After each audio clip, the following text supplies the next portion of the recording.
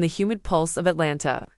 Muralist Lena Lopez's life is a riot of color and rebellion until a cream-colored envelope, sealed in her mother's gleaming gold script, arrives like a brewing storm. Inside, an ultimatum to attend Celeste, Warner's lavish birthday gala, where family secrets and corporate power collide.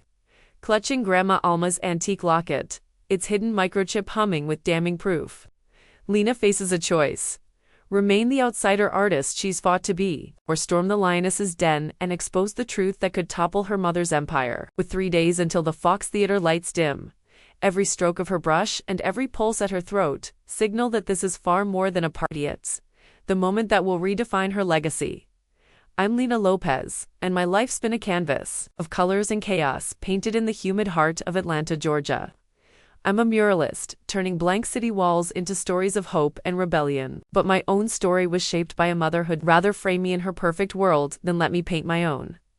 Asterisk, the cream-colored envelope on my kitchen counter, sealed with gold embossed lettering, felt like a storm cloud threatening to wash away everything I'd built. Asterisk, for 3 days, I ignored it. But this morning, a text from my cousin Marcus lit up my phone. Asterisk, open it. Lena, you need to know. Asterisk. Asterisk. The envelope held an invitation to my mother, Celeste Warner's 55th birthday gala at the Fox Theater, Atlanta's crown jewel of glitz and history. Asterisk, you are cordially invited, I read aloud, my voice heavy with sarcasm, to celebrate Celeste Warner's milestone in style. My best friend Harper, sprawled on my couch with her laptop, snorted. Your mom doesn't do subtle, does she? She'd been pretending to work, but I knew she was watching me wrestle with the weight of that invite. I flipped the card over, and there it was, a handwritten note in Celeste's sharp, elegant script. Your presence is mandatory. Come face your future. My stomach twisted. Celeste, Atlanta's real estate queen, never won for simple parties. Every move was calculated, every guest a chess piece in her game of power. I'd spent years dodging her attempts to mold me into her miniature CEO, pushing me toward business school, designer dresses, and a corner office in her Warner Enterprises tower. I chose paintbrushes over boardrooms, and she's never forgiven me for it. Harper shut her laptop and joined me in the kitchen. What's with the cryptic note? Sounds like she's planning something big. My phone buzzed again, Marcus calling this time. I hit speaker. Lena, you've got to go, he said, his voice tight. Evelyn called me. The family lawyer said something's up, and it's tied to Grandma Alma's letter. My heart skipped. I crossed the loft to my easel, where a half-finished mural of Atlanta's skyline glowed in the morning light. In the corner stood a small wooden box. Inside was Grandma Alma's letter. She'd passed 6 months ago, leaving me her antique locket and a note I'd read so many times the creases were wearing thin. I pulled it out, tracing her looping signature. Lena, it read, when the time comes, be brave. I've left you something to change everything, but you'll know when to act. Harper leaned in, brow furrowed. You never told me about this letter. I swallowed hard. Grandma Alma was the only one who ever got me. She'd sneak me into her garden shed to paint when Mom was on my case, always saying my art was my truth, not a waste of time like Mom claimed. To me, Alma was the warm hand guiding my brush, whispering that I could be more than Celeste's shadow. Marcus's voice crackled through the phone. The gala's in 3 days. Lena. Celeste's gone all out, rented the Fox, invited every big name in Atlanta. This isn't just a party. Harper was already typing, her cybersecurity skills kicking in. I hacked the planner's guest list, over 300 people, including the mayor, half the city council, every real estate mogul in Georgia. She paused, eyes on her screen. This isn't just a party. I stared at the invitation. Again, Celeste's words burning. Come face your future. 5 years ago, at a family dinner, she'd humiliated me in front of her society friends, calling my murals graffiti for hippies. I'd walked away vowing never to let her control me again, but Alma's letter felt like a call to action. And the locket around my neck, the heavy silver thing Alma never took off, seemed to pulse with secrets. Harper, I said, touching the locket. What if this is the moment Alma meant? She grinned, eyes sparking with mischief. Then, let's find out what's inside that thing. I hesitated, then pressed the locket's stiff clasp. It popped open, and a tiny microchip slipped into my palm. My breath caught. Whatever this was, it was about to turn my world upside down. 2 scenes later, in the Fox Theater's grand ballroom, all chandeliers and velvet drapes, but thick. With tension, I smoothed my sapphire blue dress, Definitely not the cream gown Celeste had sent. Harper's hand found mine. "You ready for this, Lena?" she whispered. I touched the locket at my throat, thinking of the microchip tucked in my clutch. Harper had spent 3 days decrypting it. "Ready as I'll ever be," I murmured. Marcus appeared beside us, tailor-made in a tux. "Heads up. Celeste's coming." My mother glided toward us, a vision in silver, diamond necklace catching the light like a warning. Her smile was all charm, her eyes ice when they landed on me. "Lena, darling, you made it," she purred. "Though I see you ignored my dress." Suggestion. "Happy birthday, Mom," I said, planting a kiss on her cheek. I felt her stiffen. "I don't recall inviting extras," she said, eyes flicking to Harper. Harper smirked. "I'm Lena's date. You did say bring someone special, right?" Before Celeste could snap back, Evelyn, our family lawyer, swept in with 2 champagne flutes. "Celeste, the governor needs you by the stage," she said, voice professional, but tense. Evelyn pressed a flute into my hand. "You'll need this." I nodded. Harper's fingers flew over her phone. With one text, the files would go live. My heart pounded, but Alma's words echoed.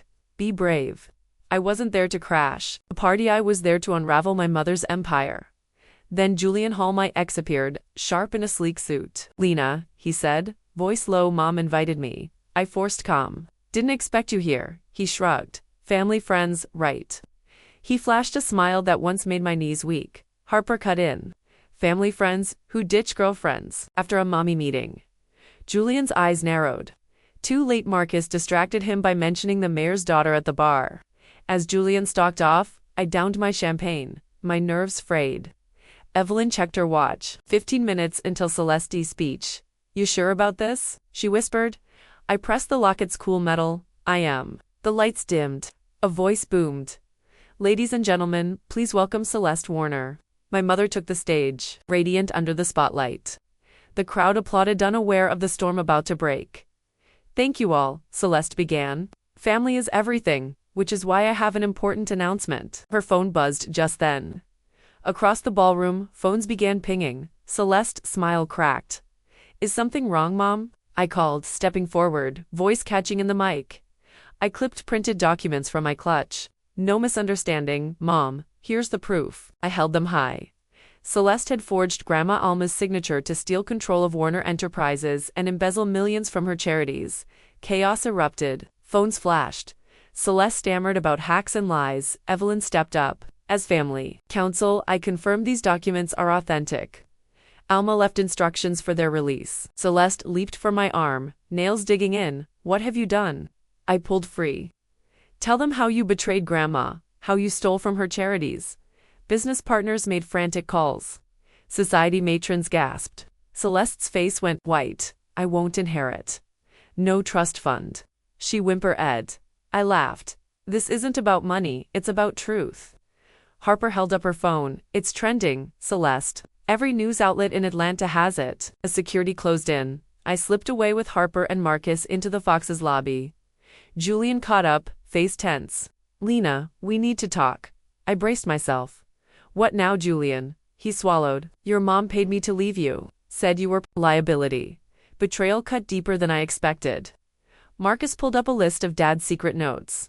Dad had been tracking offshore accounts linked to Celeste before his death. "We need the lake house," I said, voice shaking. What I found in that boathouse safe, Dad's USB drive, reams of documents, a letter in his handwriting, changed everything. He'd been hunting the Alliance, a web of corruption at the heart of Atlanta's power structure, with Celeste at its center. We barely escaped a hail of bullets, diving through childhood tunnels under the lake house until we burst out near a gas station at dawn. An anonymous tip led us to an abandoned warehouse, where Celeste, my uncle, thought dead, and armed men surrounded us. Phones pinged as Harper's uploads went live. Names of judges, politicians, CEO Soul, tangled in the Alliance. Then FBI agent Tara Evans burst in with a tactical team. Arrests flew. Celeste dropped to her knees, cuffed but defiant. "I was protecting you." "No," I said, all ice. "You killed Dad." She shook her head. "They did. He was going to expose it." Tara pressed the final cuffs on Celeste. My locket clicked open to reveal Grandma Alma's secret encryption key. "Truth is the greatest legacy," the tiny note read. Weeks later, in the courtyard of the old Warner Tower, now reborn as the Lena Lopez Arts Foundation, I watched workers lift the new sign. Young artists from Atlanta's toughest neighborhoods streamed in, breathing life into these halls. A girl named Maya held up a drawing of a woman breaking free from shadows, light streaming behind her. "Did you paint that mural?" she asked. "That's my grandmother," I said, touching the locket. "She taught me art could set you free." Harper handed out sketchbooks. Marcus pinned up a sign for free community classes. Agent Evans pressed a worn journal dad's into my hand. He wanted this here. I opened it, tracing his sketches and words about truth and courage. The gallery hummed with possibility. This was my inheritance, not money, but a chance to help others find their voice. Grandma Alma's portrait smiled down, and I felt her strength and Dad's sacrifice guiding me onward.